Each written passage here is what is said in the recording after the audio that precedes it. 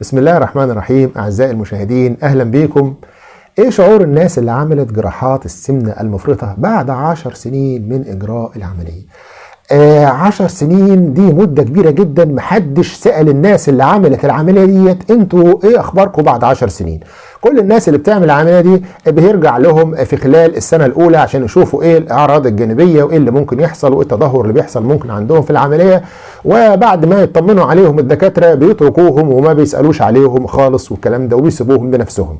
فطبعا الكلام ده يعني أثار باحثة كبيرة جدا اسمها كاجسا يعرف هولم، دي من جامعة لوند في السويد، ومعاها باحثين تانيين من شمال ألمانيا، ان هم يجيبوا الناس اللي عملت الجراحات بتاعة السمنة المفرطة دول ويسيبوهم بعد 10 سنين يسألوهم ايه اللي حصل معاكم في خلال ال10 سنين دول وايه رأيكم وايه مشاعركم.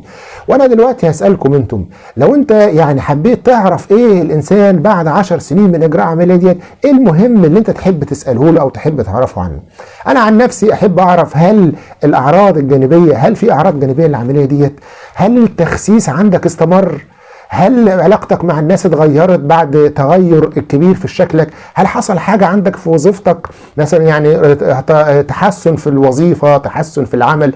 واهم من ده كله العمليه الصحيه في ايه؟ مثلا لان معظم الناس اللي بيصابوا بالسمنه المفرطه دولت ما بيلجأوش للعمليه دي الا اذا كان عندهم امراض او في خشيه من امراض شديده جدا، زي مثلا مرض السكر، مرض القلب، الكلام ده خايفين عليهم من وصول الحاجات دي. بعضهم بيبقى واصل لها اصلا وبعضهم بيبقى يعني في تخوف منها، فهل الامراض دي قلت او راحت او كده؟ الكلام ده او الاسئله ديت يعني واسئله اخرى سالتها الدكتوره كاجسا يعرف هولم الى المرضى، الكثير من المرضى اللي عملوا جراحات السمنه المفرطه، وكانت اجابتهم يعني كالتالي. الجوانب الايجابيه في اجابه الناس ديت للعمليه ان كلهم راضيين عن مستوى التخفيض في الوزن بتاعهم واستمراره لمده 10 سنين. معظمهم ان لم يكن كلهم حصل نقص في الوزن عندهم كبير وبصفة مرضية واستمر بعد 10 سنين. وده اللي يهم يعني اي حد مقبل على اجراء العملية ديت، ان هل انا بعد 10 سنين هرجع يعني هفضل محافظ على وزني، ولا فترة كده ويرجع وزني يزيد تاني؟ وخصوصا ان العملية ديت عمليات يعني بتتعمل مرة، ما حدش يقدر يعملها تاني، لان احنا يعني اما بينقطع جزء من المعدة او بيحصل توصيل يعني باي باس كده، يعني تسيب المعدة ان الاكل يخش على طول على المريء، وتوصيلات يعني يفهمها الدكاترة الجراحيين المتخصصين، وممكن تخش على فيديوهات لهم ويشرحوا لك بالتفصيل العمليات ديت وايه صعوبتها وايه مشاكلها وايه اعراضها الجانبية لو انت بتفكر فيها. لكن حلقتنا النهاردة بتقول يعني الناس دي بعد 10 سنين ايه وضعهم. فاستمر تخفيض الوزن اللي عندهم، ولكن كانوا برضو مطلوب منهم ان هم يحافظوا الى حد كبير على الرجيم والعدم الايه يعني الاكل اللي هو المتعب بتاعهم، الاكل اللي اي حاجه ده كان بياكلوه. وهم بيذكروا ان شهيتهم قلت للاكل، الشهيه بتاعتهم فضلت قلة للاكل، ومفيش بقى الشبق للاكل الايه الجنك اللي والحاجات دي.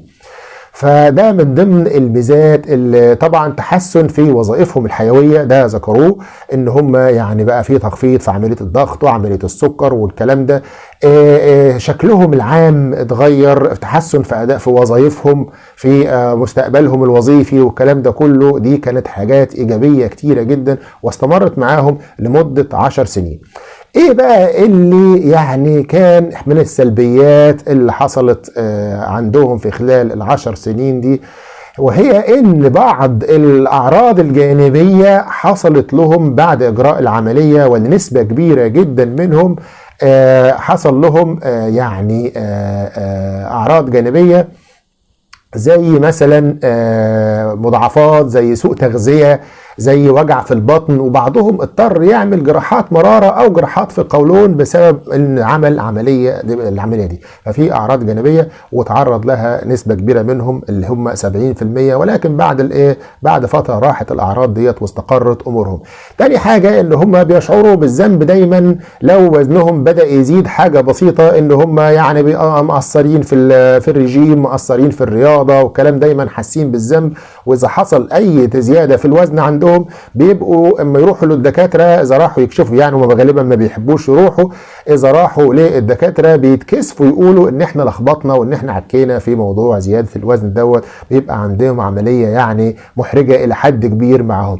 تاني حاجه انه ذكروا ان الاطفال بتاعتهم، ان عندهم اطفال برضو بيعانوا من السمنه المفرطه، وهم بيعتبروا ان هم تخلوا عنهم، يعني عندهم ازمه نفسيه تخلوا عنهم وراحوا عملوا عمليات والكلام ده، وما بداوش يهتموا بالاطفال بتاعتهم ان هم يمنعوا من الوصول الى المستوى بتاع السمنه المفرطه ده، فحاسين بالذنب ناحيه الموضوع ده من التخلي عن بعض افراد اسرتهم اللي وزنهم زايد في المتابعه وفي مشاركتهم في الرجيم والكلام ده.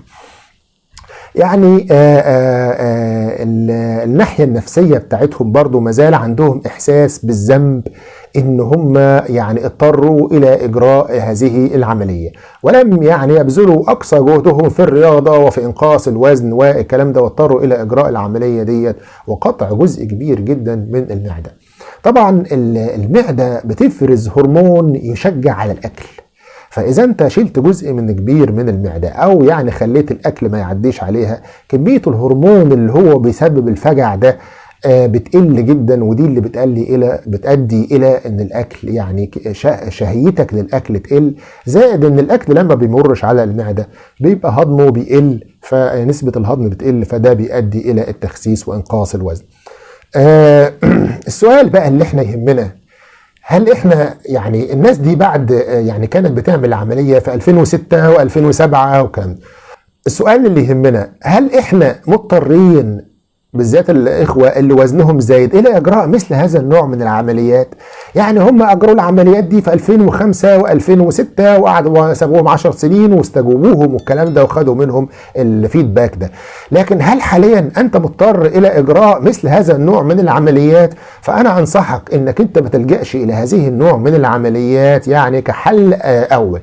يعني هناك حلول حاليا أخرى، في أدوية في هذه الفترة ال15 سنة الأخيرة دي ظهرت أدوية فعالة جدا لموضوع السمنة، وانت يعني لو تابعت حلقاتنا دي هتلاقي حلول كبيرة جدا إلى موضوع السمنة، واحنا هنذكر بعض من ميزات هذه الأدوية. فمثلا أدوية زي الفيكتوزا والعيله بتاعته اللي هو الليراجلوتايد والحاجات دي بتفقد، هي اصلا ادويه للسكر ولكن هي بتفقد الانسان الشهيه بدرجه كبيره جدا، وموجود منها الساكسيندا ودي حقن لانقاص الوزن، وناس كتيره جربتها. وانت لو دخلت على فيديوهات على اليوتيوب وتشوف الناس من في خلال شهرين بس وزنهم بيقل بدرجه كبيره جدا.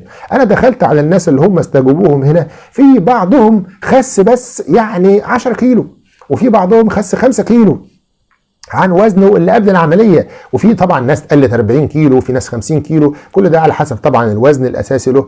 ولكن يعني انت 5 كيلو و10 كيلو وتروح تعمل عملية علشانهم، ولا 20 ولا 30، انت ممكن تستعمل هذه الحقن، والحقن دي حقنة صغيرة تحت الجلد، وتستعمل مع حاجات تزود الحرق وحاجات تقلل الشهية، يعني الموضوع ممكن دلوقتي يتحل من غير اللجوء إلى العمليات الجراحية. فخلي العمليات الجراحية دي للآخر، وإذا اللي كانت هي الحل والدكاترة قالوا ان هي الحل النهائي وهتعملها، اطمئن، فمفعولها سيستمر، تأثيرها النفسي والبدني عليك هيبقى احسن، هتقلل من نسبة حدوث الامراض ومع بعض طبعا الاعراض الجانبية اللي ذكرت في الحلقة دي. دمتم بخير وسلامة، ووقاكم الله كل سوء، والسلام عليكم ورحمة الله وبركاته.